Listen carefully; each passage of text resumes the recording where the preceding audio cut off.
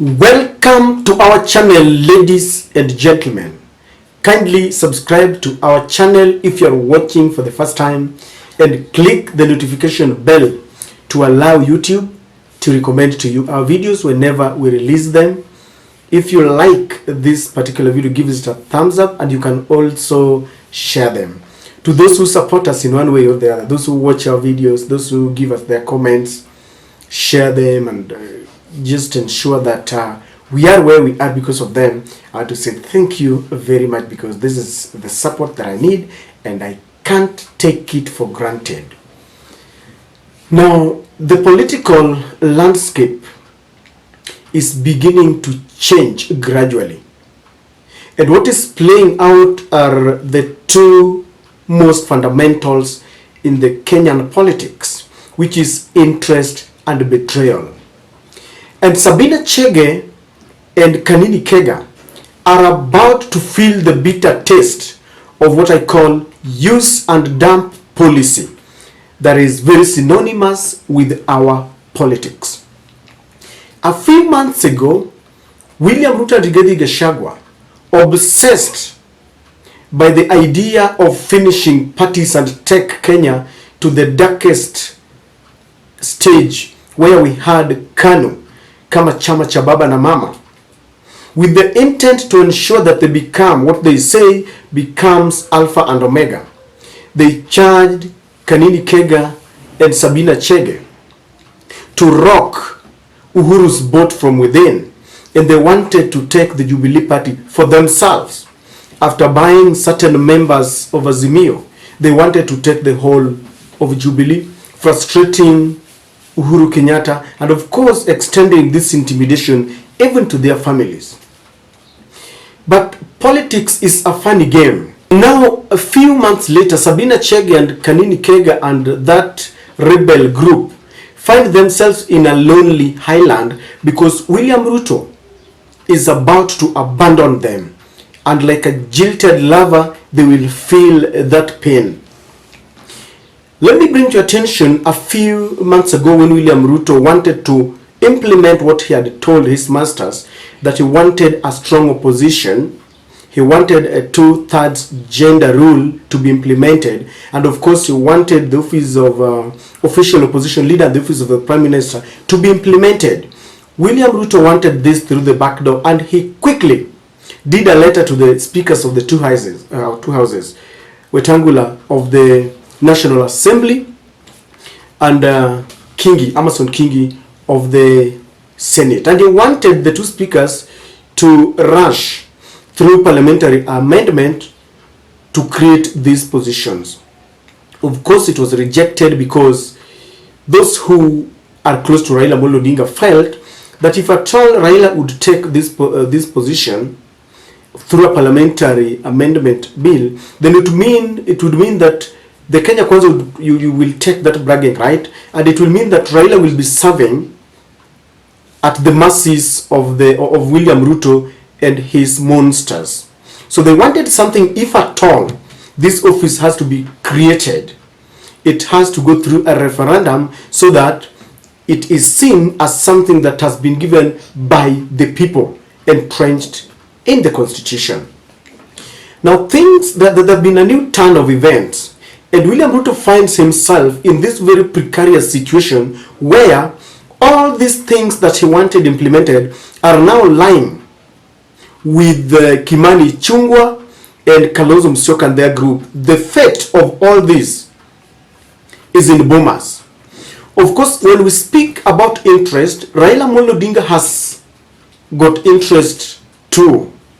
And part of the interest, if you ask me, Raila is really inclined to ensure that we have reforms, because I have tried to scrutinize what is going on in Bomas and have realized that there are things that are going to take us circle round and round, things like opening the server, that might not really take place, because if that server is opened, there are people who will find a place to run. Chebukati, Koome in the Supreme Court, Madam Whitman, every stakeholders who took part in these massive election irregularities will not find it palatable to have a place in Kenya. So it will be a give and take. It might not really be good. It might not be. It might not be something that both the Azimio and Kenya Kwanza supporters will like.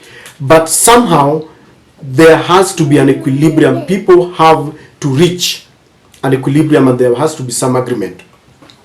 So with this, William Ruto knows very well that one of the things that are being discussed in Bomas is the respect to multi-party democracy and interference with the political parties and coalitions is at the heart of Raila and Ruto talks. Now this is what is happening. The talks that are going on is not between ODM, but between Kenya Kwanza and Azimio. And of course you all know that Jubilee, a party that has been rocked by chaos from Rigathi Gachagua and William Ruto, is part of the Azimio. Recently, Raila Amolo Odinga expelled certain members, rebel members from the party. And it has been reported in all quarters that this is a test and a trap that Raila has laid to William Samoei Ruto, because if William Ruto supports rebels, Raila will tell him that he lacks the spirit and there is no political goodwill from William Ruto for the talks to go on, and the Bomas talks might just collapse. Remember, these talks are being financed heavily by the international community, the USA, UK, all those groups that aided William Ruto's win want these talks to prosper and achieve what they want. And one of the things is that they want the office of a prime minister created for Raila Amolo Odinga, and they are funding it heavily. For this to happen, William Ruto has to sacrifice certain things. And one of them is that he's going to sacrifice the rebels that had gone to State House ostensibly for the sake of development. And so this is going to be very difficult for some people. The rebels from ODM have been rejected, they've been expelled. And so what happened, they're going to write a letter so that these rebels, they're going to write a letter to the two speakers. Those who are in the Senate, like Tom Ojenda, and those members of parliament like Jalango, Elisha, Gideon Ochanda, the speaker must strike off their names from parliament. And this is very difficult for William Ruto, because he had assured these rebels of his support. Yet if he supports them, it will mean that the end result is that the Bomas talks will collapse. William Ruto does not want to show US that is the one responsible for the collapse of talks. And so there has to be interest and sacrifice, betrayal. Sabina Chege and Kaninini will follow suit. Once Raila Amolo Odinga succeeds in exiting the rebels, then it will follow with the other affiliate parties. Sabina Chege and Kaninini will be recalled. And because they are nominated, like Sabina Chege, she might just miss out. Her position will be taken and someone will take her place. The nomination will be revoked, because once you're not part of the parcel, once you're not part of a party, the nomination will be revoked. A letter shall be written to the parliament. This might also happen with Kaninini Kega, and they will feel the bitter taste of betrayal. I understand that Raila is supposed to meet Uhuru Kenyatta so that they can discuss this. And all the affiliate parties in Azimio are going to sit down so that they discuss in further details and ensure that we have a strong opposition. Because William Ruto wants an opposition, which he calls a strong opposition, yet he wants to take members of parliament. So Raila will be presenting in Bomas that if you indeed want a strong opposition, and I have decided that I don't follow suit on who won and who didn't win, and I've decided that we now follow the reforms path, then you must ensure that you give me my members of parliament if you want a strong opposition.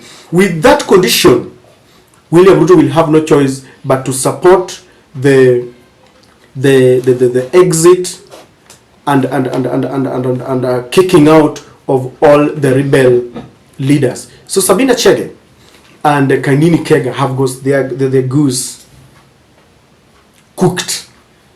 The die is cast. And so it is a warning. I don't know what Sabina Chege will do, but there will be non-members.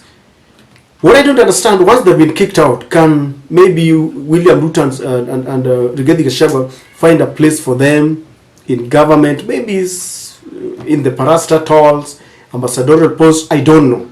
But being in the party is something that is a done deal. They are going to be kicked out. The other thing is that William Ruto must stop this attempt of trying to take Jubilee from the rightful owner, who is Uhuru Kenyatta. In a nutshell, ladies and gentlemen, ataachana na party, ataachana na wale ambao anataka kuwachukua, and so the only saving grace can be Sabina Chege and Kaninini might just face a disciplinary action. They can be fined, maybe to something to the tune of 1 million, like they did with the ODM did with some of the rebels.